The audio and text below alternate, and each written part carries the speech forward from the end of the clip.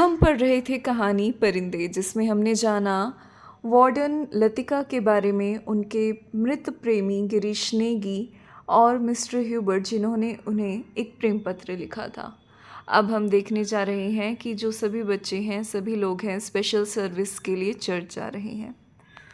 Cantonment जाने वाली पक्की सड़क पर 4-4 की पंक्ति में कुमाऊं रेजिमेंट के सिपाहियों की एक टुकड़ी मार्च कर रही थी। फौजी बूटों की भारी और खुरदरी आवाज़ें स्कूल चैपल की दीवारों से टकराकर भीतर प्रेयर हॉल में गूंज रही थी।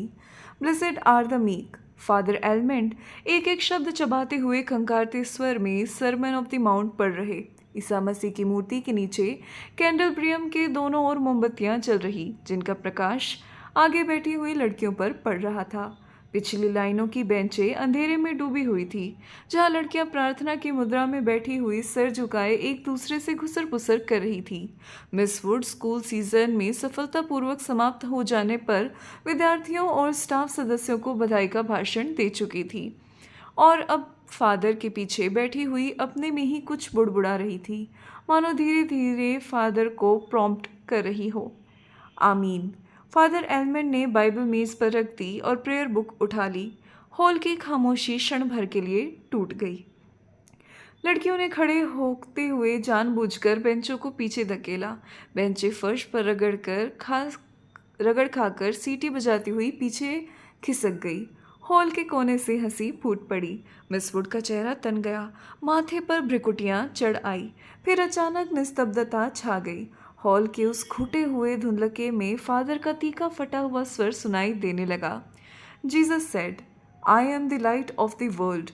ही that followed me shall not walk in darkness, but shall have the light of the light. Doctor Mukherjee ने ऊब और अकुलाहट से भरी जमाई ली। कब यह किस्सा खत्म होगा? उसने इतने ऊंचे स्वर में लतिका से पूछा कि वह सकुचाकर दूसरी ओर देखने लगी। स्पेशल सर्विस के समय डॉक्टर मुखर्जी के होठों पर व्यंग्यात्मक मुस्कान खिलती रही और वह धीरे धीरे अपनी मूंछों को खींचता रहा। फादर एलमेंट की वेशभूषा देखकर लतिका के दिल में गुदगुदी सी तोड़ गई। जब वह छोटी थी तो अक्सर यह बात सोचकर विस्मित हुआ करती कि क्या पादरी लोग सफ़ेद चोगे के नीचे कुछ नहीं पहनते? अगर धोखे से वह ऊपर उठ जाए तो? Left left left. मार्च करते हुए फौजी बूट चैपल से दूर होते जा रहे थे। केवल उनकी गूंज हवा में शेष रह गई थी। हिग नंबर 117। फादर ने प्रार्थना पुस्तक खोलते हुए कहा। हॉल में प्रत्येक लड़की ने डेस्क पर रखी हुई हिम बुक खोल ली। पन्नों के उलटने की खड़खड़ाहट फिसलती एक सिरे से दूसरे सिरे तक फैल गई। आगे के बेंच से उठकर ह्यूबर्ट पियानो के सामने स्टूल पर बैठ गया। संगीत शिक्षक होने के कारण हर साल स्पेशल सर्विस के अवसर पर उसे कॉयर के संग पियानो बजाना पड़ता। रॉबर्ट ने अपने रुमाल से नाक साफ की।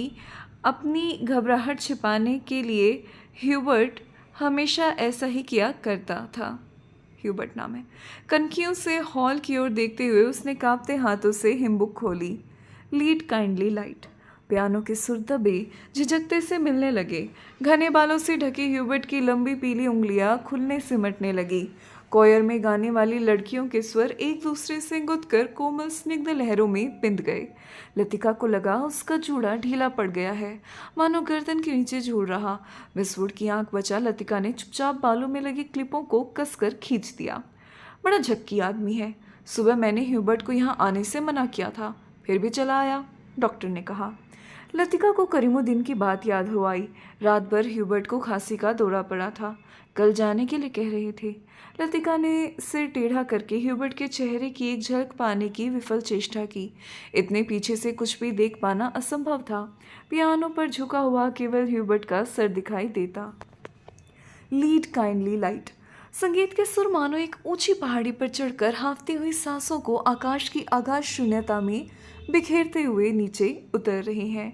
बारिश की मुलायम धूप चैपल के लंबे चौकोरों शीशों पर झलमला रही, जिसकी एक महीन चमकीली रेखा ईसा मसीह की प्रतिमा पर तिरछी होकर गिर रही है। मोमबत्तियों का धुआं धूप में नीली सी लकीर खींचता हुआ हवा में तैरने लगा। पियानो के क्षणिक पोज में लतिका को पत्तों का मरमर कहीं दूर अनजानी दिशा से आता हुआ सुनाई दे जाता। एक क्षण के लिए उसे यह भ्रम हुआ कि चैपल का फीका सा अंधेरा उस छोटे से प्रेयर हॉल के चारों कोनों से सिमटता हुआ उसके आसपास घिर आया है, मानो कोई उसकी आंखों पर पट्टी बांधकर उसे यहाँ तक ले आया हो और अचानक उसकी दोनों आंखें खोल दी हों। उसे लगा जैसे मोमबत्तियों के धूमिल आलोक में कुछ भी ठोस वास्तविक न रहा हो। चैपल की छत, दीवारें, डेस्क पर रखा हुआ डॉक्टर का सुघड़ सुडौल हाथ और पियानो के सुर अतीत की धुंध को भेदते हुए स्वयं उस धुंध का भाग बनते जा रहे हों। एक पगली सी स्मृति, एक उद्भ्रांत भावना, चैपल के शीशों पर के परे पहाड़ी सूखी हवा, हवा में झुकी हुई विपिंग विलोज की कांपती टहनियाँ, पैरों तले चीड़ के पत्तों की धीमी सी चिर परिचित खड़खड़। वहीं पर गिरीश एक हाथ में मिलिट्री का खाकी हैट लिए खड़ा हुआ है। चौड़े उठे हुए सबल कंधे, अपना सर वहाँ टिका दो तो जैसे सिमट कर खो जाए। चार्ल्स वोयर, यह नाम उसने रखा था। वह झेप कर हंसने लगता। तुम्हें आर्मी में किसने चुन लिया? मेजर बन गए, लेकिन लड़कियों से भी गए बीते हो। ज़रा ज़रा सी बात पर चेहरा लाल हो जाता है। यह सब वह कहती नहीं, सिर्फ सोचती भर थी। सोचा था कहूँगी, वह कभी कभी नहीं आया। बुरोंस का लाल फूल लाए हो ना? झूठे। खाकी कमीज़ की जिस जेब पर बैज चिपके थे, उसी में से मुसा हुआ बुरोंस का फूल निकल आया। छी, सारा मुरझा गया। अभी खिला कहाँ है? How clumsy. उसके बालों में गिरीश का हाथ उलझ रहा है। फूल कहीं टिक नहीं पाता। फिर उसे क्लिप के नीचे फंसाकर उसने कहा, देखा? वह मुड़ी और इससे पहले कि वह कुछ कह पाती, गिरीश ने अपना मिलिट्री का हेड थप से उसके सर पर रख दिया। वह मंत्रमुग्ध सी वैसे ही खड़ी रही। उसके सर पर गिरीश का हेड है, माथे पर छोटी सी बिंदी, बिंदी पर उड़ते हुए बाल है। गिरीश ने उस बिंदी को अपने होठों से छुआ है। उसने उसके नंगे सिर को अपने दोनों हाथों में समेट लिया। लतिका, गिरीश ने चिढ़ाते हुए कहा, मैन ईटर ऑफ कुमाऊँ। उसका यह नाम गिरीश ने उसे चिढ़ाने के लिए रखा था। वह हंसने लगी। लतिका, सुनो। गिरीश का स्वर कैसा हो गया था। न, मैं कुछ भी नहीं सुन रही। लतिका, मैं कुछ महीनों में वापस लौट आऊँगा। ना, मैं कुछ भी नहीं सुन रही। किंतु वह सुन रही है। वह नहीं जो गिरीश कह रहा, बल्कि वह जो नहीं कहा जा रहा, जो उसके बाद कभी नहीं कहा गया। Lead kindly light. लड़कियों का स्वर पियानो के स्वरों में डूबा हुआ गिर रहा है, उठ रहा है। ह्यूबर्ट ने सर मोड़कर लतिका को निमिष भर देखा। आंखें मूंदे, ध्यान मग्ना, प्रसर मूर्ति सी वह स्थिर निश्चल खड़ी है। क्या यह भाव उसके लिए? क्या लतिका ने ऐसी क्षणों में उसे अपना साथी बनाया है? ह्यूबर्ट ने गहरी सांस ली और उस सांस में ढेर सी थकान उमड़ आई। देखो, मिस वुड कुर्सी पर बैठे बैठे सो रही। डॉक्टर होठों में ही फुसफुसाया। यह डॉक्टर का पुराना मजाक था कि मिस वुड प्रार्थना करने के बहाने आंखें मूंदे हुए नींद की झपकियां लेती हैं। फादर एलमंड ने कुर्सी पर फैले अपने गाउन को समेट लिया और प्रेयर बुक बंद करके मिस वुड के कानों में कुछ कहा। पियानो का स्वर क्रमशः मंद पड़ने लगा। ह्यूबर्ट की उंगलियां ढीली पड़ने लगी।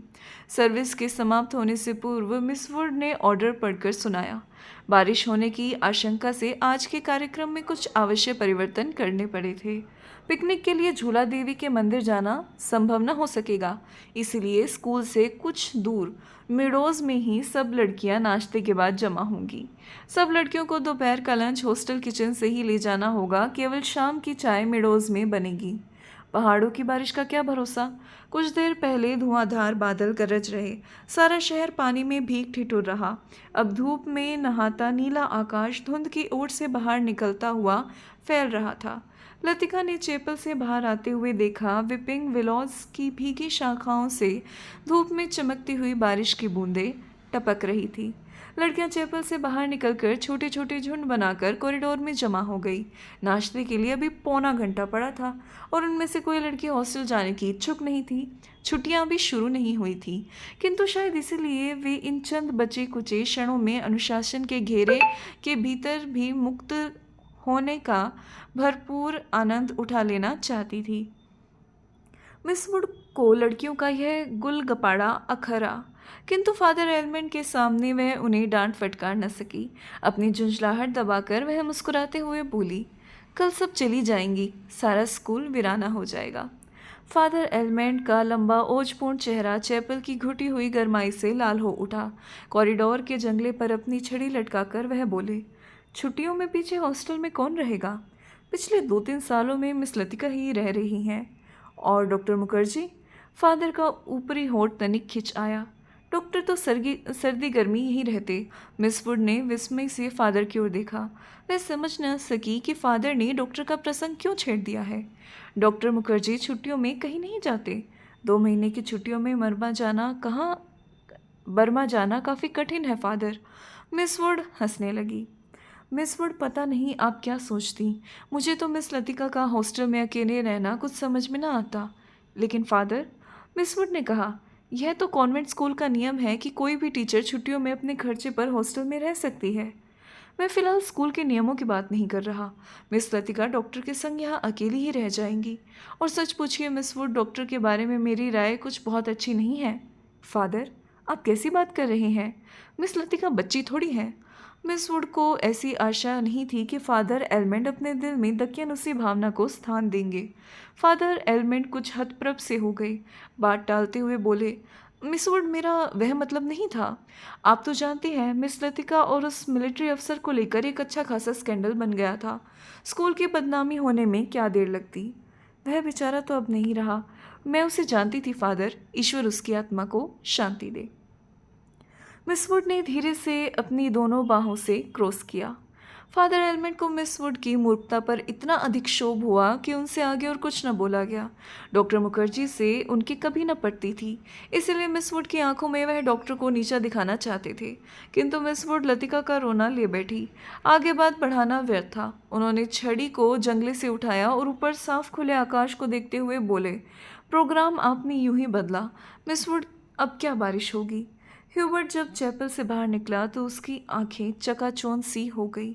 उसे लगा जैसे किसी ने अचानक ढेर सी चमकीली उछलती हुई रोशनी मुट्ठी में भरकर उसकी आंखों में झोंक दी हो। पियानो के संगीत के सुर रुई के छुई मुई रेशों की भांति अब तक उसके मस्तिष्क में थकी मांदी नसों पर फड़फड़ा रहे थे। वह काफ़ी थक गया। पियानो बजाने से फेफड़ों पर हमेशा भारी दबाव पड़ता। दिल की धड़कन तेज हो जाती। उसे लगता कि संगीत के एक नोट को दूसरे नोट में उतारने के प्रयत्न में वह एक अंधेरी खाई पार कर रहा। आज चैपल में मैंने जो महसूस किया वह कितना रहस्यमय, कितना विचित्र था। ह्यूबर्ट ने सोचा। मुझे लगा पियानो का हर नोट चिरंतर खामोशी की अंधेरी खो में निकलकर बाहर फैली नीली धुंध को काटता, तराशता हुआ एक भूला सा अर्थ खींच लाता है। गिरता हुआ हर पोज एक छोटी सी मौत है, मानो घने छायादार वृक्षों की कांपती छायाओं में कोई पगडंडी गुम हो गई हो। एक छोटी सी मौत जो आने वाले सुरों को अपनी बची खुची गूंजों की सांसें समर्पित कर जाती हो, जो मर जाती है किंतु मिट नहीं पाती। मिटती नहीं इसलिए मरकर भी जीवित है, दूसरे सुरों में लय हो जाती हैं। डॉक्टर, क्या मृत्यु ऐसे ही आती है? अगर मैं डॉक्टर से पूछूं तो वह हंसकर टाल देगा। मुझे लगता है वह पिछले कुछ दिनों से कोई बात छिपा रहा। उसकी हंसी में जो सहानुभूति का भाव होता वह मुझे अच्छा नहीं लगता। आज उसने मुझे स्पेशल सर्विस में आने से रोका। कारण पूछने पर वे चुप। कौन सी ऐसी बात जिसे मुझसे कहने में डॉक्टर कतराते हैं? शायद मैं शक्की मिजाज होता जा रहा और बात कुछ भी नहीं है। ह्यूबर्ट ने देखा लड़कियों की कतार स्कूल से हॉस्टल जाने वाली सड़क पर नीचे उतरती जा रही। उजली धूप में उनके रंग बिरंगे रिबन, हल्की आसमानी रंग की फ्रॉकें और सफ़ेद पेटियां चमक रही। सीनियर कैम्ब्रिज के कुछ लड़कियों ने चैपल की वाटिका से गुलाब के फूलों को तोड़कर अपने बालों में लगा लिया। कंटोनमेंट के 3-4 सिपाही लड़कियों को देखते हुए अश्लील मजाक करते हुए हंस रहे और कभी कभी किसी लड़की की ओर ज़रा सा झुककर सीटी बजाने लगते। Hello mister Hubert. ह्यूबर्ट ने चौंक कर पीछे देखा। लतिका एक मोटा सा रजिस्टर बगल में दबाए खड़ी थी। आप अभी यहीं हैं? ह्यूबर्ट की दृष्टि लतिका पर टिकी रही। वह क्रीम रंग की पूरी बाहों की ऊनी जैकेट पहने हुए थी। कुमाऊनी लड़कियों की तरह लतिका का गला गोल था। धूप की तपन से पका गेहुआ रंग कहीं कहीं हल्का सा गुलाबी हो गया, मानो बहुत धोने पर भी गुलाब के कुछ धब्बे इधर उधर बिखर रहे हों। उन लड़कियों के नाम नोट करने जो कल जा रही हैं, सो पीछे रुकना पड़ा। आप भी तो कल जा रहे हैं मिस्टर ह्यूबर्ट? अभी तक तो यही इरादा, यहाँ रुककर भी क्या करूँ। आप स्कूल की ओर जा रही हैं? चलिए। पक्की सड़क पर लड़कियों की भीड़ जमा थी, इसीलिए वे दोनों पोलो ग्राउंड का चक्कर काटती हुई पगडंडी से नीचे उतरने लगे। हवा तेज हो चली। चीड़ के पत्ते हर झोंके के संग टूट टूट कर पगडंडी पर ढेर लगाते जाते। ह्यूबर्ट रास्ता बनाने के लिए अपनी छड़ी से उन्हें बुहार कर दोनों ओर बिखेर देता। लतिका पीछे खड़ी हुई देखती रहती। अल्मोड़ा की ओर से आते हुए छोटे छोटे बादल रेशमी रुमालों से उमड़ते हुए सूरज के मुंह पर लिपटे से जाते, फिर हवा में वह निकलते थे। इस खेत की धूप कभी इस खेल में धूप कभी मंद फीकी सी पड़ जाती, कभी अपना उजला आंचल खोलकर समूचे शहर को अपने में समेट लेती। लतिका तनिक आगे निकल गई। ह्यूबर्ट की सांस चढ़ गई और वह धीरे धीरे हाँफता हुआ पीछे से आ रहा। जब वह पोलो ग्राउंड के पवेलियन को छोड़कर मिलिट्री की दाईं ओर मुड़े तो लतिका ह्यूबर्ट की प्रतीक्षा करने के लिए खड़ी हो गई। उसे याद आया छुट्टियों के दिनों में जब कभी कमरे में अकेले बैठे बैठे उसका मन ऊब जाता तो वह अक्सर टहलते हुए मिलिट्री तक चली जाती थी। उससे सटी पहाड़ी पर चढ़कर वह बर्फ में ढके देवदार वृक्षों को देखा करती, जिनकी झुकी हुई शाखाओं से रुई के गालों सी बर्फ नीचे गिरा करती। नीचे बाजार जाने वाली सड़क पर बच्चे स्लेट पर फिसला करते। वह खड़ी खड़ी बर्फ में छिपी हुई उस सड़क का अनुमान लगाया करती जो फादर एलमेंट के घर से गुजरती हुई मिलिट्री अस्पताल और डाकघर से होकर चर्च की सीढ़ियों तक जाकर गुम हो जाती। जो मनोरंजन एक दुर्गम पहेली को सुलझाने में होता, वह लतिका को बर्फ में खोए रास्तों को खोजने में होता। आप बहुत तेज चलती हैं मिस लतिका। थकान से ह्यूबर्ट का चेहरा कुमला गया, माथे पर पसीने की बूंदें छलक आई। कल रात आपकी तबीयत क्या कुछ खराब हो गई थी? आपने कैसे जाना? क्या मैं अस्वस्थ दिख रहा हूँ? ह्यूबर्ट के स्वर में हल्की सी खींच का आभास था। सब लोग मेरी सेहत को लेकर क्यों बात शुरू करते हैं, उसने सोचा। नहीं, मुझे तो पता भी नहीं चलता। वह तो सुबह करीमुद्दीन ने बातों ही बातों में जिक्र छेड़ दिया। लतिका कुछ अप्रतिभ सी हो गई। कोई खास बात नहीं, वह पुराना दर्द शुरू हो गया था। अब बिल्कुल ठीक है। अपने कथन की पुष्टि के लिए ह्यूबर्ट छाती सीधी करके तेज कदम बढ़ाने लगा। डॉक्टर मुखर्जी को दिखलाया था? वे सुबह आए थे। उनकी बात कुछ समझ में नहीं आती। हमेशा तो बातें एक दूसरे से उल्टी कहते इस बार मुझे 6-7 महीने की छुट्टी लेकर आराम करना चाहिए, लेकिन अगर मैं ठीक हूँ तो भला इसकी ज़रूरत क्या? ह्यूबर्ट के स्वर में व्यथा की छाया लतिका से छिपी न रह सकी। बात को टालते हुए उसने कहा, आप तो नाहक चिंता करते हैं मिस्टर ह्यूबर्ट। आजकल मौसम बदल रहा, अच्छे भले आदमी तक बीमार हो जाते। ह्यूबर्ट का चेहरा प्रसन्नता में दमकने लगा। उसने लतिका को ध्यान से देखा। वह अपने दिल का संशय मिटाने के लिए निश्चिंत हो जाना चाहता था कि कहीं लतिका उसे केवल दिलासा देने के लिए ही तो झूठ नहीं बोल रही। यही तो मैं सोच रहा था मिस लतिका। डॉक्टर की सलाह सुनकर तो मैं डर ही गया। भला 6 महीने की छुट्टी लेकर मैं अकेला क्या करूँगा? स्कूल में तो बच्चों के संग मन लगा रहता है। सच पूछो तो दिल्ली में ये 2 महीने की छुट्टियां काटना भी दूभर हो जाता। मिस्टर ह्यूबर्ट, कल आप दिल्ली जा रहे हैं? लतिका चलते चलते हठात ठिठक गई। सामने पोलो ग्राउंड फैला, जिसकी दूसरी ओर मिलिट्री की ट्रकें कंटोनमेंट की ओर जा रही थी। ह्यूबर्ट को लगा जैसे लतिका की आंखें अंधमुंधी से खुल रही हैं, मानो पलकों पर एक पुराना भूला सा सपना सरक आया। मिस्टर ह्यूबर्ट, आप दिल्ली जा रहे हैं? इस पर लतिका ने प्रश्न नहीं दोहराया। उसके स्वर में केवल एक असीम दूरी का भाव घिर आया। बहुत अरसा पहले मैं भी दिल्ली गई थी मिस्टर ह्यूबर्ट। तो मैं बहुत छोटी थी। न जाने कितने बरस बीत गए। हमारी मौसी का ब्याह वहीं हुआ था। बहुत सी चीज़ें देखी थी, लेकिन अब तो सब कुछ धुंधला सा पड़ गया। इतना याद है कि हम कुतुब पर चढ़े थे। सबसे ऊंची मंजिल से हमने नीचे झांका था। न जाने कैसा लगा था। नीचे चलते हुए आदमी चाबे भरे हुए खिलौने से लगते। हमने ऊपर से उन पर मूंगफलियां फेंकी थी, लेकिन हम बहुत निराश हुए थे क्योंकि उनमें से किसी ने हमारी तरफ नहीं देखा। शायद माँ ने मुझे डांटा था और मैं सिर्फ नीचे झांकते हुए डर गई थी। सुना है अब तो दिल्ली इतना बदल गया कि पहचाना नहीं जाता। वे दोनों फिर चलने लगे। हवा का वेग ढीला पड़ने लगा। उड़ते हुए बादल अब सुस्ताने से लगे थे। उनकी छाएं नंदा देवी और पंचचूला चूली की पहाड़ियों पर गिर रही थी। स्कूल के पास पहुंचते पहुंचते चीड़ के पेड़ पीछे छूट गए। कहीं कहीं खुबानी के पेड़ों के आसपास पुरुष के लाल फूल धूप में चमक जाते। स्कूल तक आने में उन्होंने पोलो ग्राउंड का लंबा चक्कर लगा लिया था। मिस लतिका, आप कहीं छुट्टियों में जाती क्यों नहीं? सर्दियों में तो यहाँ सब कुछ वीराना हो जाता होगा। अब मुझे यहाँ अच्छा लगता है, लतिका ने कहा। पहले साल अकेलापन कुछ अखरा था, अब आदी हो गई। क्रिसमस से एक रात पहले क्लब में डांस होता, लॉटरी डाली जाती और रात को देर तक नाच गाना होता रहता। नए साल के दिन कुमाऊं रेजिमेंट की ओर से परेड ग्राउंड में कार्निवल किया जाता। बर्फ पर स्केटिंग होती। रंग बिरंगे गुब्बारों के नीचे फौजी बैंड बजाता। फौजी अफसर फैंसी ड्रेस में भाग लेते। हर साल ऐसा ही होता मिस्टर ह्यूबर्ट। फिर कुछ दिन बाद विंटर स्पोर्ट्स के लिए अंग्रेज टूरिस्ट आते।